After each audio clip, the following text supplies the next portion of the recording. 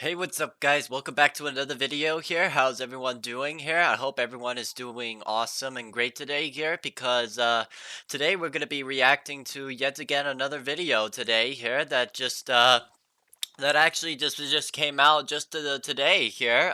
This is a new video that was made by the History Matters videos here. That if you guys have not seen one of my videos here, where I did one, why didn't why didn't the Mongols conquer Japan, and also the other, why did Austria did not gain over overseas colonies here. The videos, if you guys have not seen them, be sure to check them out. I'll put the videos and link in the description.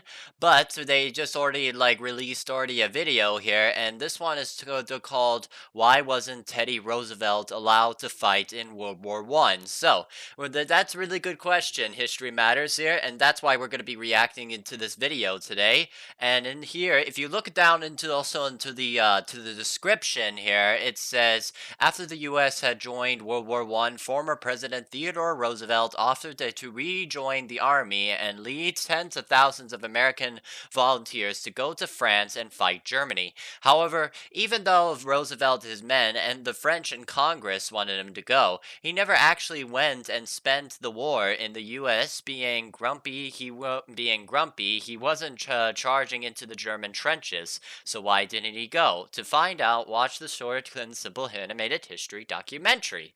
Okay, yeah. So this is the work we're going to be watching today here. Yeah. So, but before we get into this video here, if you guys haven't yet, please be sure to hit the like button, subscribe to my channel if you're new, don't forget to comment, turn on the bell notifications, that way you get notified by every video that I'll be posting in the channel. And yeah, and another thing is also, I'll be also pausing into certain parts of this video here, just to find some parts of it, or something that I found interesting, or something new, or like something cool, or something important to talk about. And yeah, so anyways, let's get right into the video. Alright, here we go. There have been countless times in human history where the funnier, or frankly much better path hasn't been taken. And one such time when human history continued its streak of disappointing everyone occurred in 1917, when former President Theodore Roosevelt was given permission to raise a small American volunteer force to go to France to fight against Germany on the Western Front in World War I. Now Roosevelt wanted to fight, his men wanted to fight, his French hosts to-be wanted him to fight, and the US government had just passed a law that near explicitly allowed specifically him to fight. But, as you'll undoubtedly know, Roosevelt never went to war. Which raises the obvious question, why not? Why wasn't Teddy Roosevelt allowed to fight in World War I? Yeah, good question. So to begin, Theodore Roosevelt wasn't just some random American politician who wanted a scrap. In the 1890s, he'd been Assistant Secretary of the Navy under President William McKinley. But when the Spanish-American War broke out, he resigned to volunteer to fight. Right, and he also, basically, by the cavalrymen, he was also, engaged into, many of the battles here, such as, Battle of the Guadalcanal Bay, and as well as also the famous, Battle of San Juan Hill here, where he and, basically, cavalrymen, his men here, were basically fighting off of, many of the Spanish forces into, basically in the southern part of Cuba here, which gained his victory here into the battle here, and that would later also that Cuba would then later gain its independence there, but then later also the US would then gain control, but also would then create also the Guantanamo Bay here, as well as also establish basically military bases here, as well as also this is on the time also when the US also got control also later from the Spanish, such as basically the Philippines and basically Puerto Rico.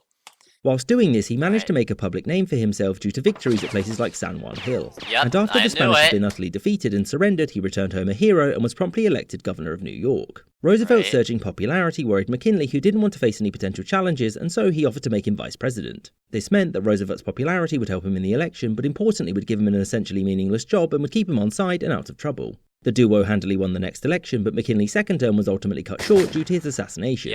Roosevelt was thus sworn in, and during his presidency he was very popular. However, he promised to only hold office for 2 terms, and so he was followed by William Taft. Despite the two being close friends and political allies, Roosevelt considered Taft to be a weak-willed letdown. Right, so like also that because for one also that today when Teddy Roosevelt also was because let's also point out also that after like basically William McKinley's assassination back in 1901 here that Teddy Roosevelt, he was also a president who also basically he was known for like basically many of like his well known like basically good like reforms here, as well as also establishing as well as many national parks like in the Yosemite Valley here. But he also like basically also made like basically remember I can also made a bunch of like economic reforms as well here, such as like the tax reforms or like basically the one on tax reform that he also made here. And this was also during the time of like of the progressive era too here, where it's basically made a bunch of buildings as well as creating a bunch of corporations, companies and so on, trade and whatnot here. And so for like for Roosevelt, he was also kind of more adventurous, and he wanted to basically create tax and create it in the economy. And also that Roosevelt, fun fact, he also was like basically was the first president to win also a Nobel Peace Prize, as well as also ending in the Russo-Japanese War back in 1905 here. There's also another cool fact that I wanted to also share too here. And also when William Taft was basically here, he wanted to also continue like basically the roles for Teddy Roosevelt here, except they only got a little bit of a change here. They only like because William Howard Taft himself here actually wanted to like basically raise some tariffs here, and that basically upsetted like basically of like Teddy Roosevelt, because that would get a lot more expensive, and it would create a lot of economic issues and a lot of problems here, and that's why they would then competition to later on to the election, which was then later on to pass to the to President Woodrow Wilson, who was the president in World War I.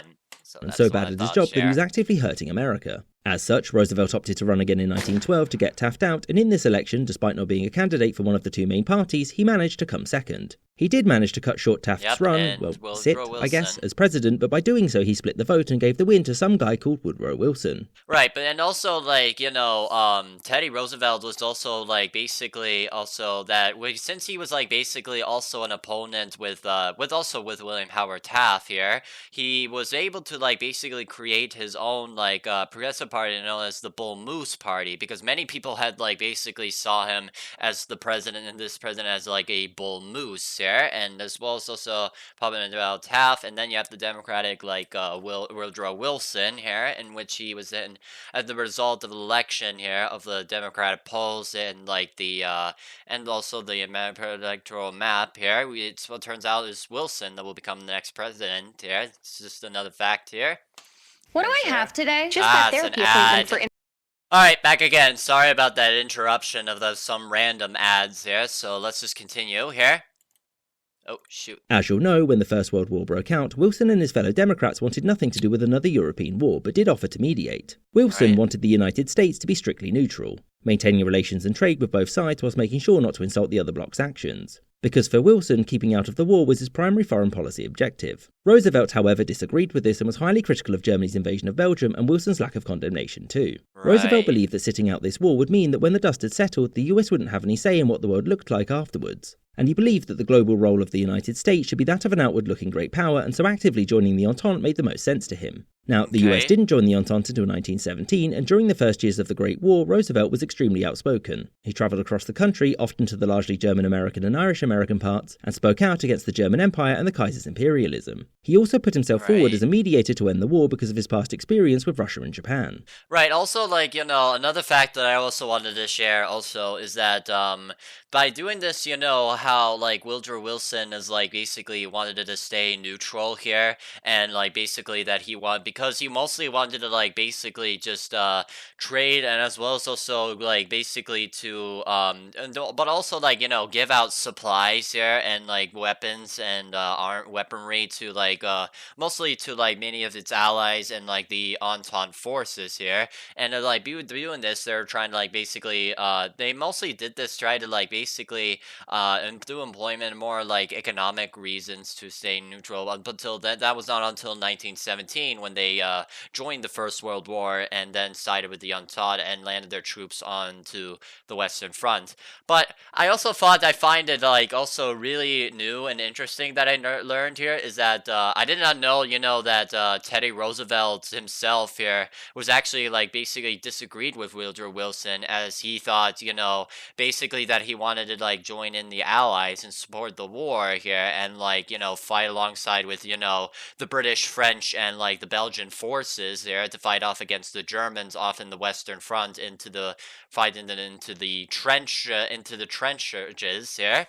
And while said experience was perfectly valid, many of the European powers who had previously worked with Roosevelt weren't particularly keen on him. In 1915, the RMS Lusitania, which was carrying hundreds of Americans, was sunk by a German submarine, and this increased US support for the Entente and joining the war. Wilson resisted the rising calls to get involved because whilst more Americans wanted to fight, the majority still favoured neutrality. Also, Wilson believed that the Germans would obviously feel pretty bad about the sinking, and thus would now be much more likely to let him mediate an end to the war, but fun fact, no.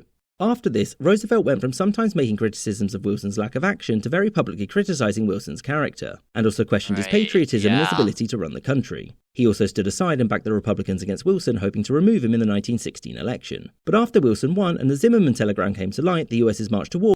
Right, so if you guys don't know what the Zimmerman telegram is, like, basically, it was about, like, basically Germany wanted to, like, basically send in a telegram to all the way to Mexico here, so that way, basically, they're asking them for Mexico to join with them here, and, like, basically attack the U.S. here, and hopefully that they could reclaim, like, basically, what they have basically lost from their previous defeat from the Mexican-American War, when they were defeated back in 1848 here, and reclaim all their lost territory, such as California, Nevada, Arizona, and New Mexico here is another thing. And but this was actually then intercepted by the British here, which was then later brought in the message all the way to the Americans, literally brought into like all the way to the White House or directly to Wilson here, and then like basically he then decided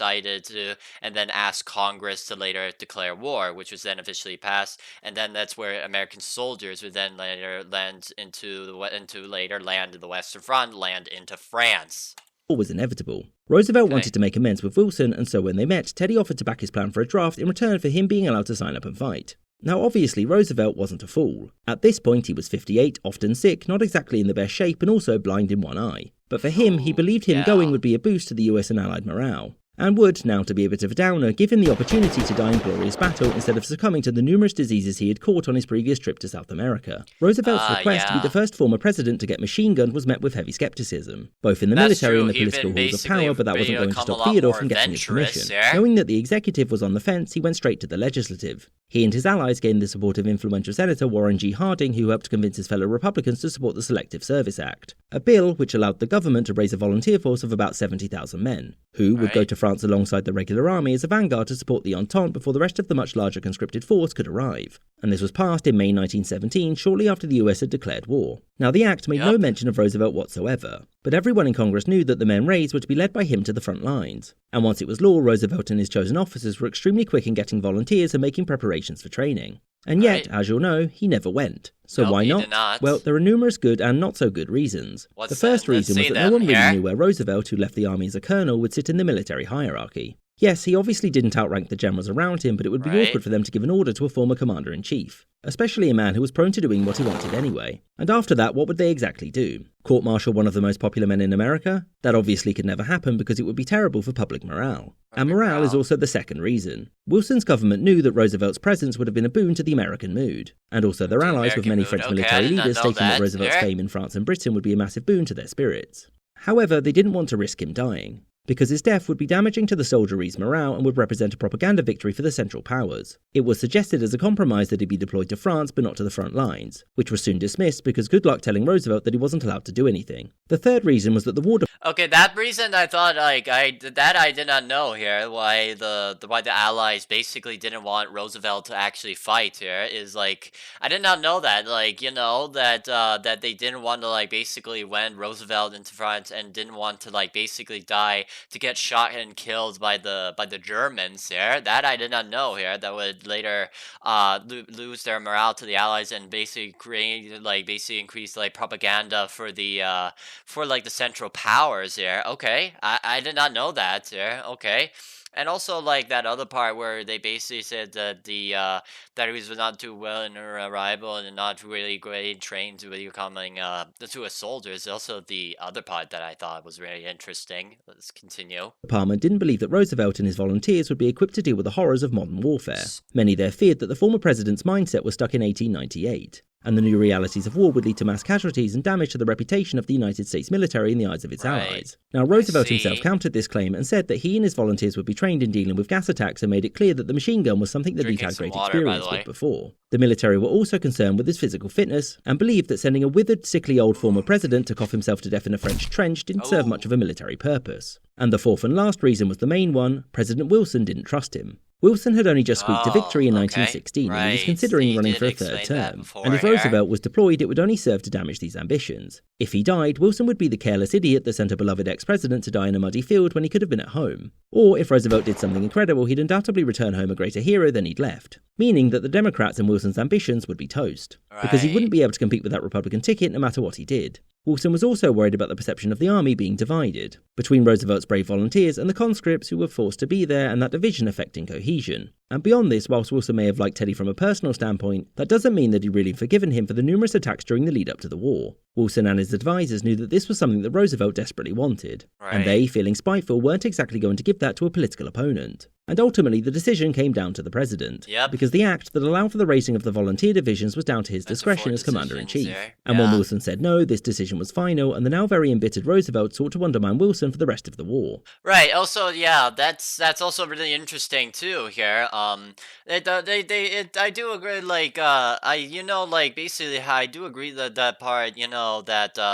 That is true that, like, that President Woodrow Wilson basically distrusted over Teddy Roosevelt here, that basically some of them thought, like, basically that he was going to die, or that basically that they thought, like, basically Theodore Roosevelt was going to do something special, but Theodore Roosevelt wanted to, like, basically do this, like, basically really bad here, to join in the army and fight here, but the U.S. Congress basically didn't have to choose, and it was also, and yeah, that's kind of like, the reasons, like, that's just like basically the decision over for the commander-in-chief for the president here, if they want to deploy him or not here, or something like that.